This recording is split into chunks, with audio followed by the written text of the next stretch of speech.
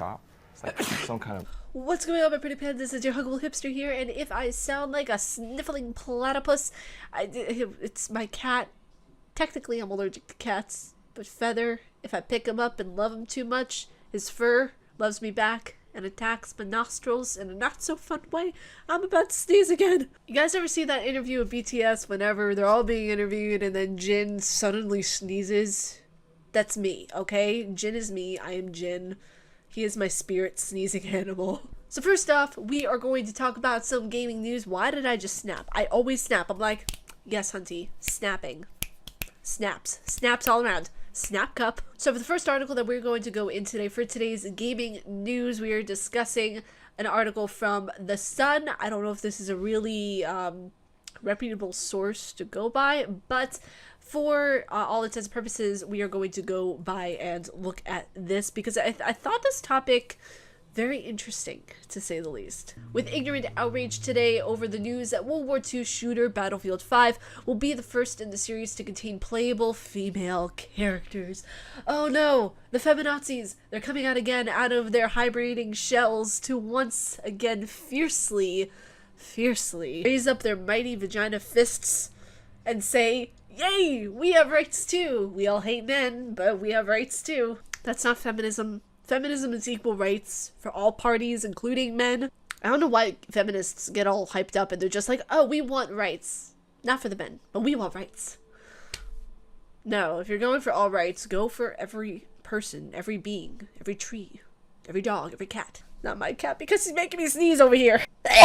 The launch trailer has been viewed almost 4 million times on YouTube at the time of writing. Okay, and has over 138,000 dislikes versus 171,000 likes. Those dislikes seem to be driven by a campaign called Not My Battlefield, which can be seen across YouTube, Reddit,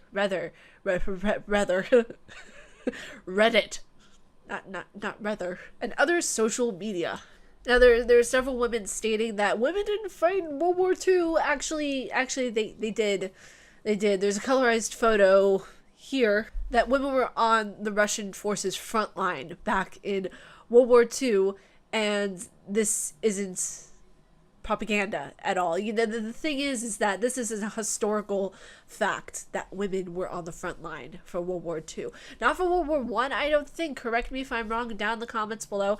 But in World War II, in the Russian front line, there were women, and they fought. And they didn't have, like, the paint across their face at all and everything like that. They were dressed respectably. But, you know, a lot of games are trying to recreate things in an accurate perspective. And this is accurately portraying things, is what it is, and facts are facts. And you can't change history as much as people try to change history. You can't change it. And we have a perfect example of actually a very famous female sniper back in World War II who is Ludmila Pavlichekno, if I am pronouncing her name correctly, and she was born on the 12th of July 1916 and died the 10th of October 1974. She was a Soviet sniper in the Red Army during World War II, credited with 309 kills, and she is regarded as one of the top military snipers of all time and the most successful female snipers in history. As far as the article in The Sun goes, not the best and most well-written article ever, but it brings across some interesting points that people might not have known of before. It's like some kind of... That clip is just going to be inserted several times until I stop sneezing in this video, okay? And now for our next story, which is kind of YouTube news, but also gaming news as well. Total Biscuit, a popular British gamer on YouTube with over 2.2 million subscribers, passed away at the age of 33. It states here in the article that I got from CNN that the vlogger fought a years-long battle with cancer before dying on Thursday. His YouTube channel of game review videos and podcasts is over 2.2 million subscribers. Now, Brian wrote that I'm retiring as a critic to spend what's left of my life sharing my love of gaming with my wife and all of you via co-op videos and streams, he wrote. And I didn't watch too many of Brian's streams. I didn't watch too many of his videos. I followed him on Twitter, and I always loved seeing him post. I always would, you know, go onto Twitter and see that he posted something new to, you know, laugh about or be happy about, and I just hope that he's resting easy wherever he is. It's a difficult battle to go through cancer, and seeing anybody you love and you respect to go through it, it's a very difficult thing. Rest in peace, Brian, and we really enjoyed you in the gaming community. You were a really special, amazing soul that brought the gaming community closer. Now we're gonna go into some YouTube news that I have been meaning to talk about for the past 24 to 48 frick-frackety hours. So everybody knows what happened with Alinity and famous YouTuber PewDiePie. Oh god, this entire thing is just wrong. Okay, yes, am I taking the side of PewDiePie? Yes, I am. Okay, everybody, you can storm up the comments and hate me now. Go for it. You have permission, okay? Now, I got this article from Newsweek, and I want you guys to just keep in mind the validity of the articles, because I'm searching for things give me a vague idea of what's going on. Now, granted, I already know what's going on, but I want to have things written down so that whenever I look at something, I can pass on at least an article that you guys can read and get the best information possible, because there's no absolute way to know the truth from any article that you get. One article is going to be more biased than the other one, so I want to at least get one that has some non-biases. 2 weeks ago, a post on the Livestream Fails subreddit showing Alinity asking her stream if she should copy strike PewDiePie's channel for calling her a Twitch thought went viral. A copyright strike on YouTube is serious business and could lead to the loss of monetization and a channel getting taken down entirely or even legal action. A later video shows her boasting about the $700 she made last month working with Collab DRM, a company that copyright strikes videos on YouTube on behalf of the content creators. The one thing that I want to discuss, with him calling those girls that show the breasticles, who show the boobies, who show, you know, I don't know, the lady lumps, I don't know what other names you want to call them. It's entirely the female's fault for showing what they're showing on camera. Own up to your own mistakes. Seriously. It's come to a point of where the woman is always placed as the victim. The man is always the wrong one. And I want to point out something major here. She does show off a lot. I didn't start watching her until this entire thing went down with PewDiePie, and then I watched some of her past streams and I saw like a lot of her stuff, and I'm like, she's basically showing ass. She's basically doing all of these things just to gain views and attention, just because she's not confident in who she is. Confident in your personality. Be confident who you are. She is an absolutely stunning, gorgeous human being, and the fact that her personality sucks makes it a lot more difficult to get behind her. I could, you know, if she had an amazing personality and she had something that could back up her story, I would absolutely be behind this girl. But she has nothing to back her up. She said, hey, let's see if we can get PewDiePie a copyright strike. Like, you don't do that. Like, I could see the look in her face, and she was just about ready to, like, she was beaming. The amount of drama that's being caused in this situation is entirely her fault, because PewDiePie did apologize. He even though he didn't have to, you know, even though he didn't have to, and even though it was her who should have apologized, you know, he did what he had to do.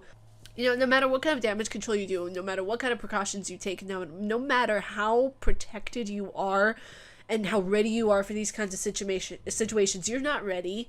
Mentally, whenever this came up, I'm pretty sure PewDiePie wasn't ready for it, because, you know, he knew what he was getting himself into. Let's just put it that way. He knew what he was getting himself into, but he's an honest guy, and people do not like, people hate it whenever you're honest with them.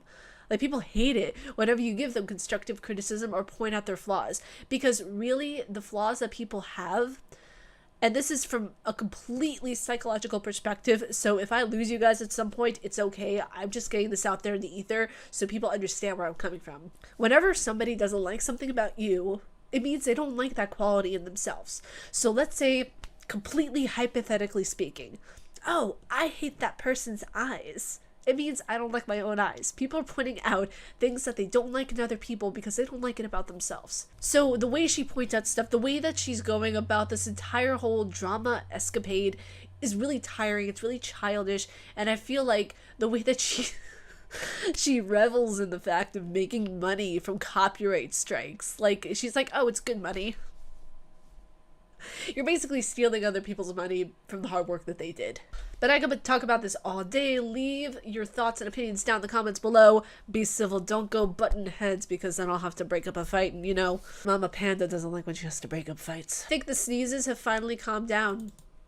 I think they finally calmed down to a point of almost, nope, I feel it coming back again. Holy crap. And then we're going to answer a question of the day. Actually, there are 2 questions today that we're going to be answering, which I'm really excited about. So now we have 2 questions of the day, and it is from Peter Turner. Thank you so much, Peter Turner, for sending in your questions. He said, do you need any questions for your tea talk? Here's a couple just in case. Thanks for always having my back, dude. Computer game character would be the most boring to meet in real life. Oh gosh. So many. So many. The one who I can think of off the top of my head that would be the most boring to meet in real life, it would probably have to be the guy from Outlast. Just saying. Like, I mean, and not the main protagonist either, the doctor. The doctor would probably be the most boring, because you're just sitting there tied to a chair. It's like, kill me already, stop talking. Like, it's the most boring character. Like, I love the doctor from Outlast, and he's great at monologues. He's great at talking. But if you were actually sat there in a room with him and had to have a conversation, you'd be bored out of your mind. At least that's how I feel. Let me know down in the comments below. What do you guys think would be the most boring character to meet ever in real life? And the last question from Peter Turner is, what will finally break the internet? And I can solidly swear that it is Kim Kardashian's butt. Honestly. Have you seen that thing? It's big enough to break the internet. With all due respect. Okay, I like Kim Kardashian, but seriously, that badongadong is... It's really... it can break the internet. I haven't tried any of her makeup. I seriously think she's fan-freaking gorgeous. Like, seriously, honey, glowing to the gods, but that butt though. And also the last thing I want to talk about before I go in this tea talk, you guys, I've been teasing you about something that I've been planning for a very long time, and it's BTS related. No, I'm not meeting them. I really wish I were, because a lot of people are telling me that they would absolutely love to see me interview the group of boys from BTS, which that would be awesome. You know, hit a girl up. I would love to interview you guys. Jin, if you're sneezing, I can sneeze too. We're just, it'll work. We'll both be sneezing together. But the thing that I'm currently working on right now is the BTS skit. And you guys might remember it was a skit that I was supposed to come out with a little over a month ago. I wanted to make it good. I want to make the production value good. I wanted to take my time with it. So officially, the BTS skit is going to be coming out in 2 weeks. Count them. One. Handul.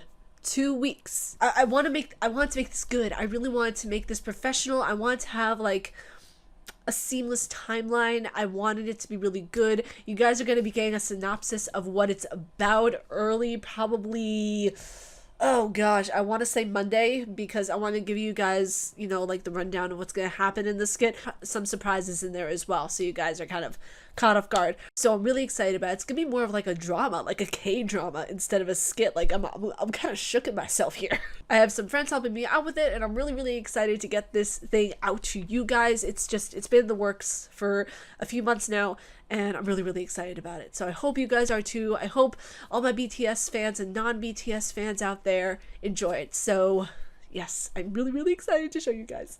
Also, I want to start doing a Korean word of the day. Since I'm learning more Korean, I thought you guys might want to too. And the Korean word of the day is anta, means to sit down. So anta. But that's it for me. I hope you guys enjoyed this video. If you guys like my face and what I do, please be sure to subscribe and hit the bell down below, because I make videos every weekday. Stay casually nerdy, you guys, and I will talk to you all in the next video. Peace.